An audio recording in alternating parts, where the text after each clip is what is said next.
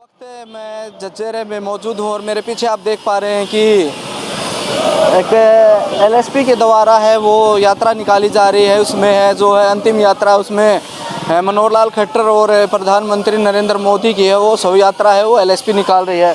आप देख पा रहे हैं कि जातिगत जनगणना कराओ। आज का क्या उद्देश्य है? मुख्य आज का उद्देश्य है कि ये जो मनुवादी सरकार है, दलित और पिछड़ों के जो हक अधिकारों को खा रही है, उनको बचाना। इस संविधान पर जो खतरा मंडराया हुआ है, इस संविधान की रक्षा करना ताकि ये हमारी रक्षा कर सके। और ओबीसी में जो महिलाओं को जो आरक्षण नहीं दिया गया, उस महिलाओं के उस आरक्षण को निर्धारित करवाना, जातिगत जनगणना करवाना, ताकि सभी बिरादरियों को, 36 बिरादरी को उनका हिस्सा उनका जनसंख्या अनुपात में मिल सके। और भी बहुत से तमाम मुद्दे हैं, जैसे समान शिक्षा, समान स्वास्थ्य और क्रीमी लेयर जो ओबीसी के ऊपर लगाया गया, उस क्रीमी लेयर के दायरे को हटवाना। तमाम मुद्दों को लेकर हम आज सड़कों पर उतरे हैं।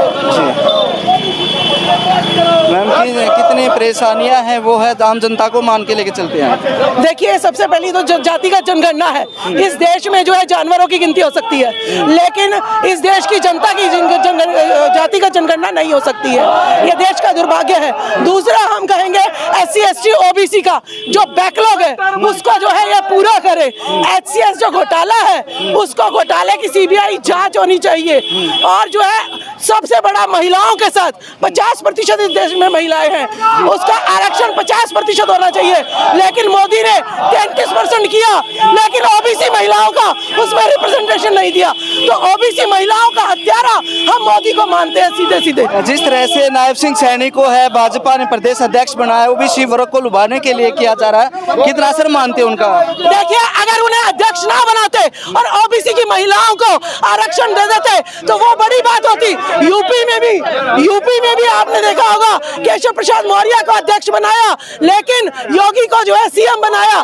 ये हमारे लोगों को सिर्फ पद देते हैं, पद देने के बाद उनके हक अधिकार खा लेते हैं। ये 63 बिहार में जातिगत जनगणना हुई, OBC की कितनी निकली? 63% गिनती निकली। SC ST समाज कितना है हमारा? 23% समाज है, लेकिन इस 85 मुस्लिम समाज माइनॉरिटी मिला के 90% समाज है हमारा। लेकिन इस 90% का जो है शोषण उसी तरह से हो रहा है जिस तरीके से जो है पुराने जमाने में हमारी महिलाओं को तन ढकने का अधिकार नहीं था, अछूतों को, शूद्रों को पढ़ने का अधिकार नहीं था, हमें धन रखने का अधिकार नहीं था, हमें जो है शासन और सत्ता में अधिकार नहीं था। उसी प्रकार से मोदी सरकार मनुस्मृति लागू करके हमारा दोबारा से जो है शोषण करना चाहती है, हमें गुलाम बनाना चाहती है, हमें धन, जमीन, हक, अधिकार, सत्ता से दूर रखना चाहती है। सामने विधानसभा और लोकसभा चुनाव दोनों, कितना असर है OBC वर्ग पे जाएगा आपकी?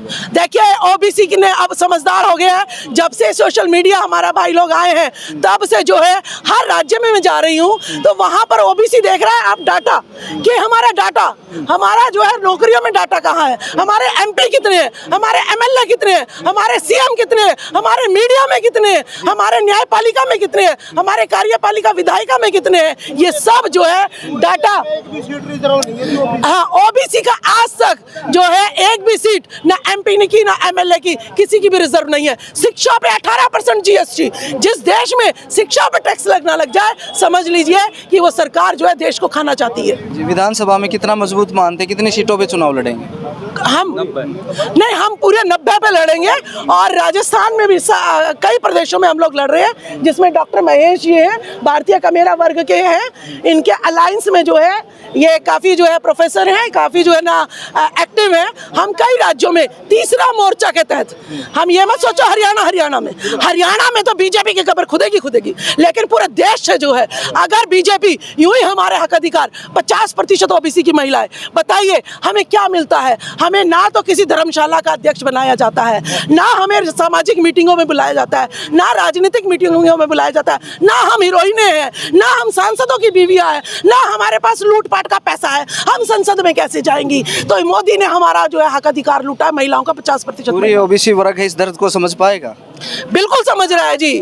आप जो है समझ रहा है, बिल्कुल समझ रहा है। और सड़कों पर आपने देखा होगा हरियाणा में हर डिस्ट्रिक्ट में इस तरीके की शव यात्रा निकल रही है, और जो है जान चुका है युवा, अब जो है जागरूक हो चुका है, सड़कों पर आ चुका है। जिस दिन युवा सड़कों पर आएगा, महिलाओं सड़कों पर आएंगी, समझ लो क्रांति होकर रहेगी। मैम, जिस तरह से आपने इनके ऊपर है खील बगाए, तो खील के बाद तो है ना गाँव में तो 17वीं होती है, वो कार्यक्रम भी होगा क्या? देखिए, अभी 2024 के अंदर जब यहाँ लोकसभा और विधानसभा का चुनाव होगा, तो नरेंद्र मोदी और मनोहर लाल खट्टर की 13वीं मनाई जाएगी। इनको सरकार से दफा करके और वो 13वीं मनाई जाएगी। जब तक लगातार इसी तरह जिलाधर विधानसभा सत्र के ऊपर जाकर के दोनों ही पार्टियों के कार्यकर्ता, चाहे वो लोकतंत्र सुरक्षा पार्टी है, चाहे वो भारतीय कमेरा वर्ग पार्टी है, ऐसे ही अपने जो समाज को अपने जागरूक करती रहेगी। और जो आपने पूछा कि क्या ये जमीनी सतह तक जा पाएगा, तो भारतीय कमेरा वर्ग पार्टी और लोकतंत्र सुरक्षा पार्टी ने अपने बूथ सत्र के कार्यकर्ताओं की ये जिम्मेदारी लगाई है कि जो आप लोगों के नेता,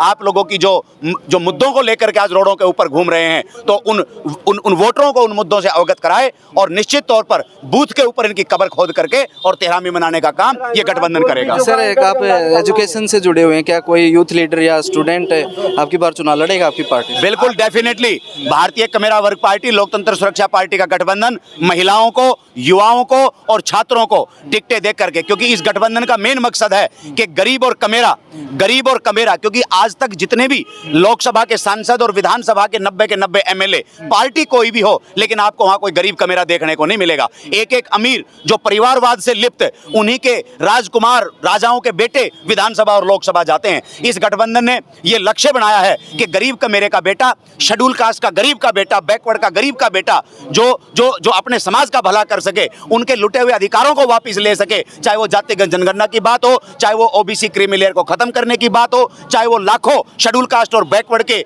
जो नौकरियां हैं, वो उनके ऊपर जो बैकलॉग इन्होंने छोड़ा है, वो तमाम तरह की चीजों को पूरा कर सके। ऐसे नौजवानों को, ऐसी हमारी महिलाओं को, बहनों को भेज करके इस विधानसभा लोकसभा के अंदर ही ये गठबंधन दम लेगा। सर, आखिरी सवाल है कि लोकसभा है रोहतक से, दीपेंद्र सिंह हुड्डा का क्या रहने वाला है? दीपेंद्र सिंह हुड्डा पहले भी हारा है और आगे भी हारेगा, और जो बीजेपी है उसको पहले ही लोगों ने नकार दिया है, क्योंकि भारतीय जनता पार्टी से आज चाहे कर्मचारी हो, व्यापारी हो, आशा वर्कर हो, चाहे वो आंगनवाड़ी वर्कर हो, चाहे वो सफाई कर्मचारी हो, चाहे वो ओल्ड पेंशन स्कीम की बात हो, तमाम तरह के किसान मजदूर सब दुखी हैं। तो बड़ी गलती से वो बीजेपी के सांसद को उन्होंने जिताया और कांग्रेस को पहले ही नकार चुके हैं। अब की बार वो दोनों को नकारेंगे और जो गठबंधन का उम्मीदवार इस रोहतक लोकसभा से होगा, उसको विजय ये इलाका रोहतक लोकसभा की जनता करेगी और डेफिनेटली वो संसद में जाएंगे। जी, राजकुमार रोलीवाल, प्रवक्ता लोकतंत्र सुरक्षा पार्टी। बात रखिए अपने। हाँ जी, सन 1952 में इस देश की पहली लोकसभा का चुनाव हुआ। तब से लेकर आज तक आयोग पर आयोग बने, सरकार पर सरकार, सत्ताएं बदली, लेकिन व्यवस्था बिल्कुल नहीं बदली। लोकतंत्र सुरक्षा पार्टी और भारतीय कमेरा वर्ग पार्टी के साथ कितने ही अन्य जो सामाजिक न्याय के पक्षधर हैं, वो सारे दल एक मंच पे आ चुके हैं और एक सामाजिक न्याय की जो लड़ाई आज पूरे देश भर में शुरू हो चुकी है। कुछ ताकतें ऐसा प्रयास कर रही हैं कि पिछड़े दलित शोषित समाज के लोगों के नेतृत्व को कुचल दिया जाए, उनको एक तरफ कर दिया जाए। हम ऐसी ताकतों से बिल्कुल सावधान हैं और सभी पार्टियां सामाजिक न्याय के मुद्दे पर पिछड़े दलित और शोषित समाज के लोगों को निर्णायक संख्या में विधानसभा और लोकसभा में भेजने का काम करेंगी। और हम उनके लिए ऐसे कानून बनाएंगे जो आज तक इतिहास में किसी भी पार्टी ने उनके लिए नहीं बनाई।